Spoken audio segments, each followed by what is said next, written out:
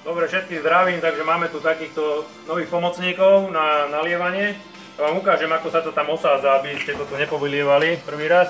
Takže tu vám to presne odmiera 35 ml. Jednoducho máte otvorenú fľašu, nastoknete, takže to zarazíte, pokiaľ to ide. Chytnite. Táto časť je posuvná, takže to posuniete do požadovanej výšky. Áno. A túto spodnú časť, vám ukážem ešte, toto musí zapadnúť sem do takej drážky. A tu je taký cuplík, s ktorým to ešte poistíte, aby to tam držalo. Takže takto to dáme. Nastavíme, aby nám to išlo do tej drážky. No čo je. No. Chytíte ten cuplík, potiahnete a drží to, hej.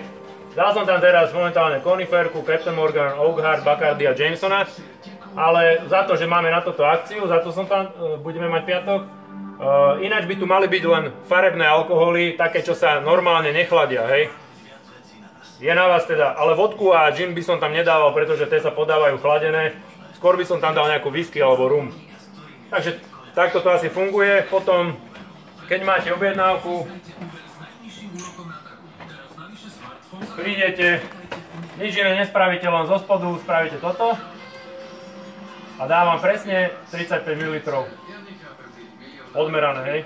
Pekne to tam naspäť nateče, zase keď dojdete, stlačíte, tak vám dá ďalších 35 ml. Vymieňať by sa to malo vymieňať vtedy, keď je fľaša prázdna, vtedy sa nemusíte báť, že vám volačo sa vyleje, ale ja vám ukážem, ako to vymeniť, aj keď je fľaša plná, aby som dolial toto naspäť. Zase potiahneme tento cuplík, vyťahneme toto.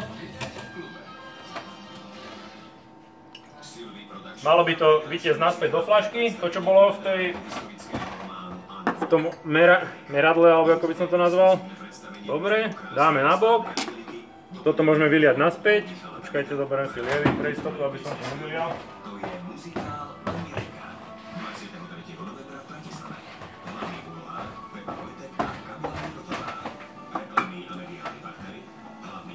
Je to veľmi jednoduché, myslím, že si na to za chvíľu zvyknete a vážne to pomáha pri tom, aby ste boli rýchli pri tom, keď je veľa objednávok náhodou počas nejakej party alebo čo. Takže normálne potiahnem hore zase, zasadím toto do tej drážky.